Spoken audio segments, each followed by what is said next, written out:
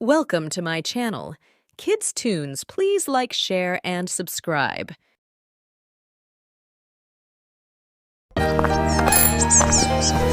राजपुर गांव में धनपत नाम का एक सेठ अपनी पत्नी और बेटे के साथ रहता था।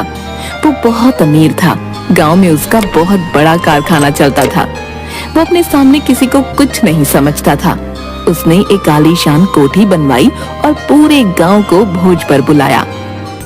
बाबूलाल, मेरी कोठी का जश्न मनाने के लिए पूरे गांव को भोज पर बुला लो। सेठ जी, पूरे गांव को? एक बार फिर सोच लीजिए। कहा ना पूरे गांव को बुलाओ। उन्हें भी तो पता चले कि इस गांव में मुझसे ज्यादा अमीर कोई नहीं है। जी सेठ जी। और सुनो, उस खड़ूस मुखिया हुकुमचंद को जरूर बुलाना। उसे लगता है कि पूरे गांव में उससे समझदार कोई नहीं है। जी सेठ जी, जैसी आपकी इच्छा। 2 दिन बाद आइए आइए, भोज के लिए उधर पधारिए। अरे वाह, सेठ जी ने इंतजाम बढ़िया किया भाई। भैया मान गए। इस पूरे गांव में धनपत जैसी दरिया दिली किसी में नहीं, जो पूरे गांव को पंगत में बैठने का न्योता दे डाला भैया। अरे हुकुमचंद जी, आइए आइए, आपका बहुत बहुत स्वागत है। आप उधर बैठिए, मैं अभी सेठ जी को बुला कर लाता हूँ। मुखिया कोठी को देखने लगा।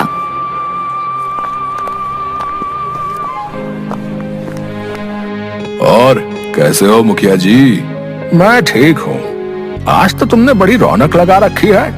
बहुत दिनों से सोच रहा था, रहने वाले 3 जन है तो क्या हुआ, अपने लिए एक कोठी बनवा ही लूं। आखिर इतना धन किस काम आएगा। बहुत अच्छा किया, लेकिन अब तुम अपनी पुरानी कोठी का क्या करोगे? अब उसका क्या करना, गोदाम बना लूंगा या बेच दूंगा। अब वो मेरे किसी काम की नहीं। तुम तो कोठी पंचायत को बेच दो।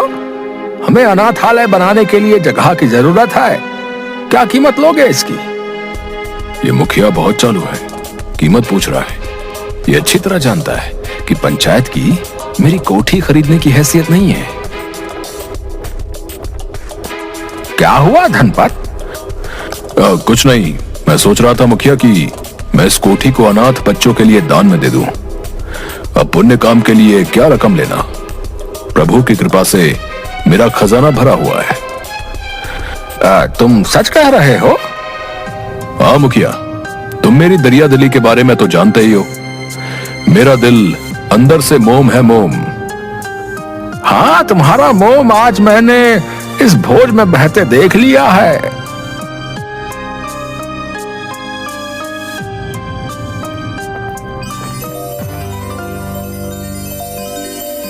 कारखाने में जमीला, क्या बात है? आजकल तुम मजदूरों से ठीक से काम नहीं ले रहे हो। मैं तुम लोगों को काम के पैसे देता हूँ, आराम से बैठने के नहीं। सेठ जी, काम तो सही सही चल रहा है। देख झमेला, इनसे पूरा काम ले सकता है तो ठीक, वरना तू जा यहाँ से। अब ऐसा ना कहिए सेठ जी, मैं गरीब कहाँ जाऊंगा। तभी एक मजदूर चिट्ठी लेकर सेठ जी से कहता है, सेठ जी, डाकिया आपके लिए ये लिफाफा दे गया है।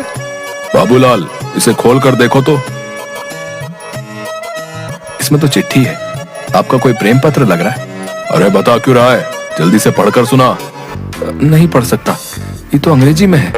तुम मेरे पूरे कारखाने का हिसाब किताब करते हो और अंग्रेजी नहीं पढ़ सकते? क्या फायदा ऐसे मुंशी का। ऐसी बात नहीं है, मुझे थोड़ी सी अंग्रेजी पढ़नी आती है। THIS, ये बन गया दिस।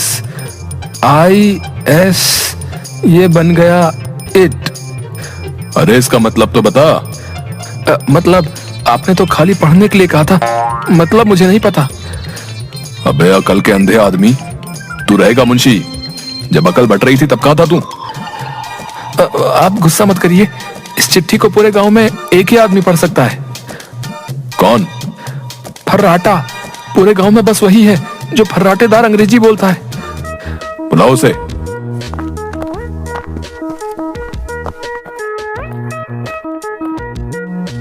कहा बाबूलाल, आज मुझसे क्या काम पड़ गया है? भाई ये चिट्ठी अंग्रेजी में है, जरा पढ़कर बता दो क्या लिखा है। 50 रुपए लगेंगे पढ़ने के। तुम चिट्ठी पढ़ने के रुपए लोगे? हाँ अगर पढ़वानी है तो बोलो, वरना मेरा समय बर्बाद मत करो। हाँ अच्छा ये लो रुपए, अब पढ़ो। This is to inform you mister Dhanpat. अरे बताओ तो इसका मतलब क्या है? 100 रुपए और दो तो पूरी चिट्ठी समझाता हूँ। फिर रुपए, ये क्या बात है? अच्छा ये लो, अब बताओ। सेठ जी ये चिट्ठी शहर की एसआर कंपनी से आई है। इसमें लिखा है वो आपको माल का बड़ा ऑर्डर देना चाहते हैं, इसलिए आप अपने माल का सैंपल भेज दो। ये देखो पूरा लिस्ट लिखा हुआ है। आप बोलो तो मैं ये बाबूलाल को सब समझा दूंगा, पर जरा मेरा ध्यान रखना। हाँ क्यों नहीं, तुम सब समझा दो। ठीक है तो मैं कल सुबह आकर सब समझा दूंगा। है बाबूलाल अभी तुम जाओ और कल इस फर्राटा से सब समझकर सैंपल भेजने की तैयारी करो। जी सेठ जी। सेठ मशीनों को देखने के बाद ठीक से सब देख के ताला लगाना। अरे तुम अभी तक यहीं पर हो, तुम्हारा काम हुआ कि नहीं? सेठ जी सब तैयार है, बस फिट नहीं हो रहा। छोड़ो, तुम्हारे बस का कुछ नहीं है। मेरे एडवांस रुपए वापस कर देना। सेठ के जाने के बाद भाई कारखाना बंद मत करना, मैं अभी 10 मिनट में सामान लेकर आता हूँ। कुछ दिन बाद बाबूलाल, उस शहर वाली कंपनी का कोई जवाब आया कि नहीं? नहीं सेठ जी। सैंपल ठीक से भेजा था ना? बड़ा ऑर्डर आना था। सेठ जी मैंने सब बढ़िया भेजा था। बाबूलाल तू मुझे डुबो देगा। तूने जहां जहां सैंपल भेजा कुछ नहीं हुआ। तभी 2 पुलिस वाले आए। अरे सेठ धनपत कौन है? क्या हुआ? मैं हूँ सेठ धनपत। अरे तुम्हें हमारे साथ थाने चलना होगा रे। शिकायत आई है तुम्हारी, तुम्हारा माल जो है नकली है। नहीं साहब, हमारा माल 100% असली है, कोई मिलावट नहीं होती। रे एसआर कंपनी ने शिकायत की है, तुमने उन्हें जो सैंपल भेजे ना सब मिलावटी हैं। अगर ऐसा माल बाजार में गया ना तो तहलका मच जाएगा बे। आपको गलतफहमी है, हमारे यहाँ ऐसा काम नहीं होता साहब। पुलिस वाले सेठ को पकड़ कर ले जाते हैं।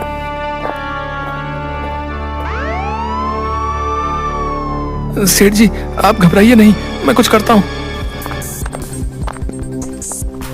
2 आदमी आकर कारखाने को सील कर देते हैं। ये आप क्या कर रहे हैं? सेठ पर अदालत में केस चलेगा, उसके बाद ही पता चलेगा इस कारखाने का क्या होगा। अगला ऑर्डर आने तक ये कारखाना बंद रहेगा। रे सेठ सब सच बता। अब कहा ना मेरे कारखाने में कोई मिलावट वाला माल नहीं बनता, किसी ने झूठी शिकायत की है। रे हमारे पास सब सबूत हैं, सारे मिलावटी सैंपलों पर तुम्हारे कारखाने का नाम है। तुम सच्चे हो तो सबूत लाओ ना फिर। फिलहाल तुम्हारी जमानत तो लिए, जाओ, अदालत का नोटिस पहुंच जाएगा तुम्हारे पास। चलो।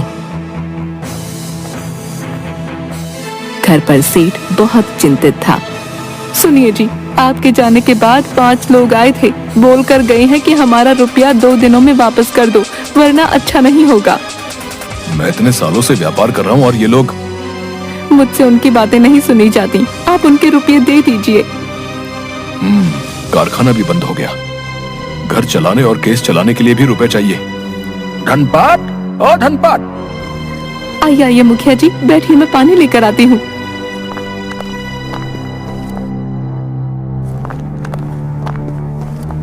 ये क्या हो गया धनपत? मैंने कुछ नहीं किया। मैं जानता हूँ तुम सच कह रहे हो, किसी ने तुम्हारे खिलाफ साजिश रची है। मुझे ये सब बाबूलाल का किया धरा लगता है, सब काम उसके जिम्मे छोड़ा था। पर फंसे तो तुम हो, अब क्या करोगे? मुखिया एक उपकार कर दो, मुझे रुपयों की बहुत जरूरत है, कैसे भी हो ये कोठी बिकवा दो। अरे कैसी बातें करते हो, फिर तुम रहोगे कहाँ भाई? झोपड़ी में रह लूंगा, पर देनदारों से पीछा छूटे। ऐसा नहीं कहते धनपत, तुमने अनाथालय के लिए अपना घर दिया था, बच्चों के साथ वहीं रहना, नहीं तो मेरे घर चलना। अच्छा हुआ सेठ जी आप यहाँ मिल गए, अब मेरे रुपए दे दो। अरे तुम्हारे कौन से रुपए? अगर तुम उस दिन जासूसी कैमरे लगा जाते तो आज मुझे। ऐसा मत कहिए सेठ जी, मैंने तो सारे कैमरे फिट कर दिए थे। कब? तुम तो उस दिन के बाद आए नहीं।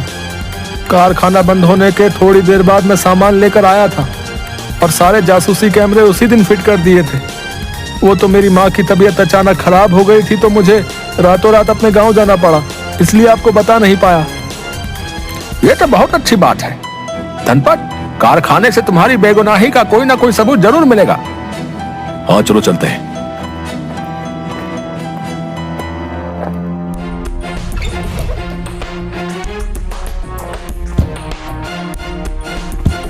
तीनों खिड़की से कारखाने में घुसते हैं। आदमी ने 3 जगहों से छिपे हुए कैमरे निकाले और चलाए। एक कैमरे में आदमी मशीनों में काम कर रहे थे, दूसरे कैमरे में बाबूलाल और सेठ बातें कर रहे थे। अरे इसमें तो कुछ भी नहीं है। तीसरा वाला चलाओ। तीसरे कैमरे में झमेला और एक आदमी था। झमेला ने माल के पैकेट उठाकर एक बड़े से थैले में रखे और दूसरे आदमी ने उनकी जगह दूसरे पैकेट रखे। झमेला ने सेठ वाले माल का थैला आदमी को दिया और उससे रुपयों की गड्डी ले ली। अरे किसी को कुछ पता तो नहीं चलेगा? ना ना, तुम चिंता मत करो। वो बाबूलाल और सेठवा दोनों मूर्ख हैं। इस सेठ को जेल भेजकर धीरे धीरे सारा कारखाना हथिया लूंगा मैं। हाँ। ये सब झमेला ने किया है। चलो पुलिस स्टेशन चलते हैं भाई।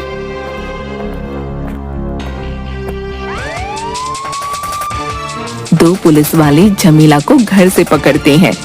अरे मैंने क्या किया है? रे मिलावटी माल तूने रखा है, फंसाओ सेठ को रहा है। मैंने कुछ नहीं किया, वो सेठ झूठ बोल रहा है। रे चल, पक्का सबूत है हमारे पास तेरे खिलाफ। 2 आदमी कारखाने की सील खोल देते हैं।